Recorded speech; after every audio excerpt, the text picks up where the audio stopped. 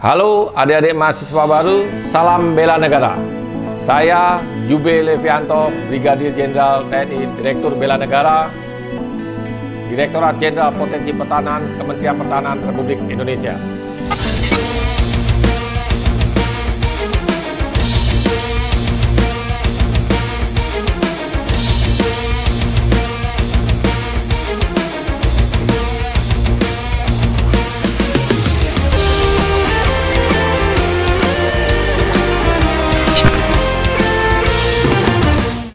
Ada 3 hal mendasar untuk pentingnya bela negara. Yang pertama, apa yang harus dibela? Kedaulatan negara, keutuhan wilayah, dan keselamatan bangsa. Mengapa harus dibela?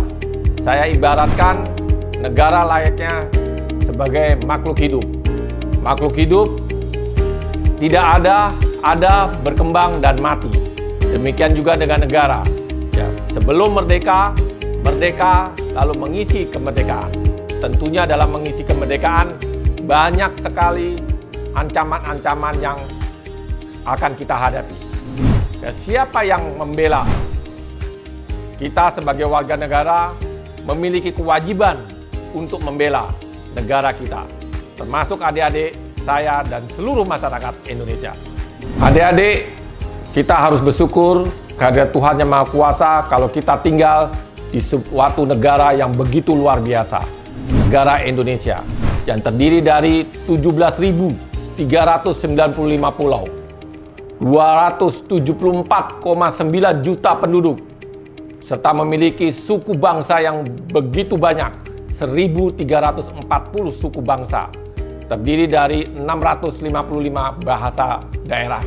Sesuai Undang-Undang Nomor 23 Tahun 2019, bela negara adalah tekad, sikap, perilaku, serta tindakan warga negara, baik secara perorangan maupun kolektif, dalam menjaga kedaulatan negara, keutuhan wilayah, keselamatan bangsa, dan negara yang dijiwai oleh kecintaannya kepada Negara Kesatuan Republik Indonesia yang berdasarkan kepada Pancasila, Undang-Undang Dasar 45, dalam menjamin kelangsungan hidup bangsa dan negara dari ancaman.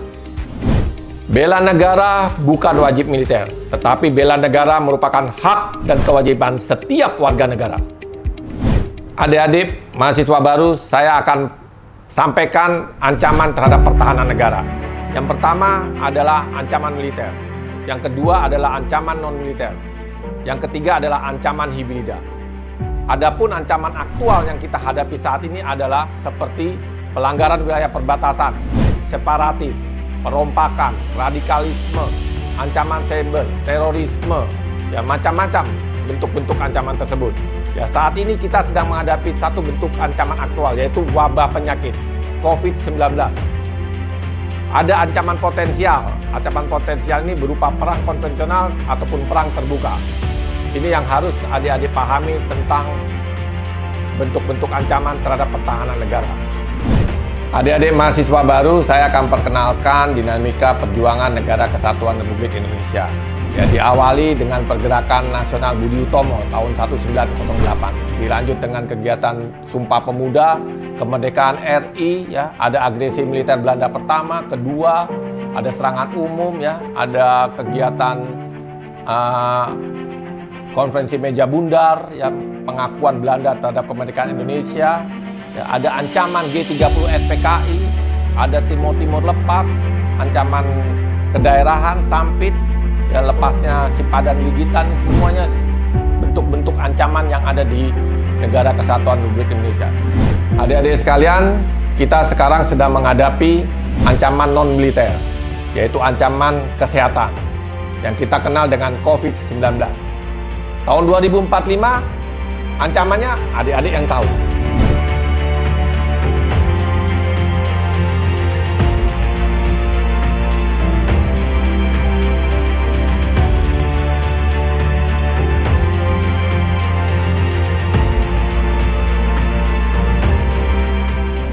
Adik-adik sekalian, tanpa terasa kita sekarang hidup di era kemajuan teknologi yang sangat pesat, yaitu di zaman revolusi industri 4.0. Di era ini kita tidak lepas dari kebutuhan kita sehari-hari, yaitu menggunakan internet dalam kehidupan kita sehari-hari. Adik-adik sekalian, saya akan perkenalkan salah satu bentuk ancaman, yaitu perang modern. Ya, salah satu contoh yaitu dengan proxy war, di mana negara yang berkuasa, negara yang kuat, memperdaya negara-negara yang lemah. Metodenya bagaimana? Yaitu dengan mencuci otak, brainwashing. Ya, bagaimana mempengaruhi seseorang agar mereka melakukan keinginan sesuai dengan kehendak lawan. Ya, menanamkan doktrin, mengubah strategi, ya, mengubah ideologi, mengubah paradigma, mengadu domba, ya, adanya intoleransi, teror. Ya, ini cara-cara yang diberikan oleh negara kuat ya untuk memperdaya negara yang lemah. Ya, ada juga separatis, teroris, ya, macam-macam, ya, Ipolek Sosbud, ya, ujung-ujungnya adalah ingin menguasai Indonesia. Bagaimana polanya, metodenya? Ya, melalui lembaga pendidikan, ya, melalui tempat ibadah, media sosial, ya, penyampaian berita-berita yang hoaks dan lain sebagainya. Ini semua dapat diatasi dengan kemampuan sumber daya manusia yang memiliki ilmu pengetahuan dan kesadaran bela negara. Adik-adik sekalian, beberapa peraturan perundang-undangan yang mengatur tentang bela negara. Ya, diawali dengan Undang-Undang Dasar 1945, Pasal 27 dan Pasal 30. Ada Undang-Undang Nomor 39 Tahun 1999 tentang hak asasi manusia. Ada Undang-Undang Nomor 3 Tahun 2002 tentang pertahanan negara. Dan yang terakhir yang baru terbit di tahun 2019 yaitu Undang-Undang Nomor 23 tentang pengelolaan sumber daya nasional untuk pertahanan negara. Di bab 2-nya ada bela negara. Keikutsertaan warga negara dalam usaha bela negara dapat dilaksanakan melalui 1. Pendidikan kewarganegaraan, melalui pembinaan kesadaran bela negara dengan cara 5 nilai dasar bela negara. Yang pertama adalah cinta tanah air, yang kedua adalah sadar berbangsa dan bernegara, yang ketiga adalah setia kepada Pancasila, yang keempat adalah rela berkorban, dan yang kelima adalah melalui kemampuan awal bela negara. Untuk lingkup pendidikan saat sekarang ini kita sedang laksanakan. Yang kedua adalah pelatihan dasar kemiliteran secara wajib bagi calon komponen cadangan yang telah memenuhi syarat. Ini sifatnya juga sukarela. Yang ketiga adalah pengabdian sebagai Tentara Nasional Indonesia secara sukarela dan wajib. Contohnya seperti saya. Ya, yang keempat adalah pengabdian sesuai dengan profesi. Adik-adik sekalian, kesadaran bela negara merupakan landasan dalam doktrin sistem pertahanan keamanan rakyat semesta, di mana telah disebutkan bahwa di dalam Undang-Undang Nomor 3 Tahun 2002 untuk dapat mengatasi ancaman militer, menempatkan TNI sebagai komponen utama, ya, didukung oleh komponen cadangan dan komponen pendukung. Dalam mengatasi ancaman non-militer, menempatkan kementerian di luar bidang pertahanan sebagai unsur utama, ya, didukung oleh komponen bangsa lainnya. Ya, ini untuk dapat mengatasi ancaman militer dan ancaman non-militer. Dan untuk dapat melaksanakan ini semua didasari oleh kesadaran bela negara. 5 nilai dasar yang telah diatur dalam Undang-Undang Nomor 23 Tahun 2019. Yang pertama adalah cinta tanah air. Bagaimana implementasi cinta tanah air? Yaitu paham tentang sejarah, ya, kenali tentang tanah air kita, menjaga wilayah. Itu salah satu wujud daripada cinta tanah air. Yang kedua, sadar berbangsa dan bernegara.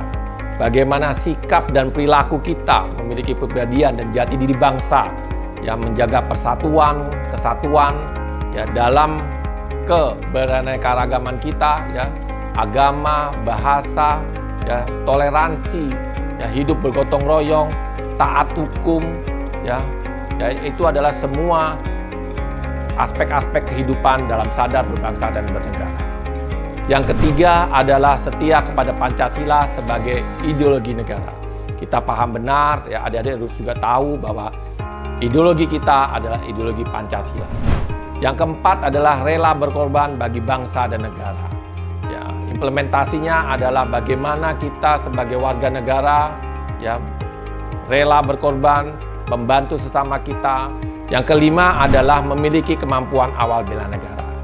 Ya, kesiapan kesanggupan warga negara ya dalam dapat untuk berprestasi.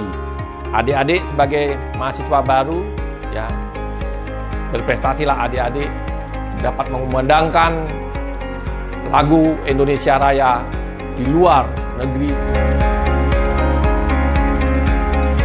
Ini salah satu contoh meme bela negara. Pahlawan dulu berjuang dengan bambu runcing. Pahlawan sekarang yang bisa menjaga jempol dan mulutnya tidak runcing untuk menyebarkan hoaks itu adalah bela negara.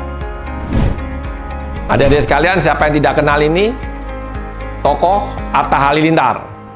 Dia punya slogan yang cukup unik dan bagus untuk dapat dipahami oleh kita semuanya. Bela negara itu bukan banyak gaya, tapi bela negara harus banyak karya. Harapan kita semua kepada adik-adik mahasiswa baru adalah yang pertama, bela negara tak harus angkat senjata.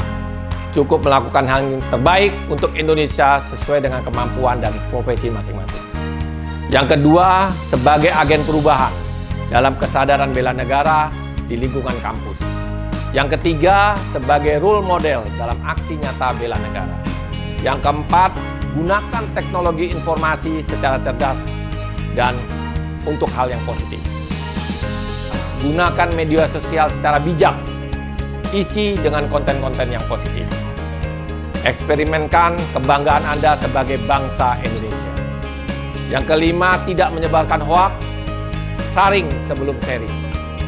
Yang keenam, kreatif dan inovatif dalam membangun kompetensi diri guna menyiapkan diri sebagai kader pemimpin Indonesia di masa depan. Yang ketujuh, Indonesia Emas 2045 adalah milik adik-adik sekalian. Adik-adik, untuk mengenal lebih jauh tentang bela negara, ikuti sosial media tentang bela negara. Ada di Instagram, ada di YouTube, ada di TikTok, ada di Facebook, dan web bela negara. Sekian dan terima kasih. Salam bela negara.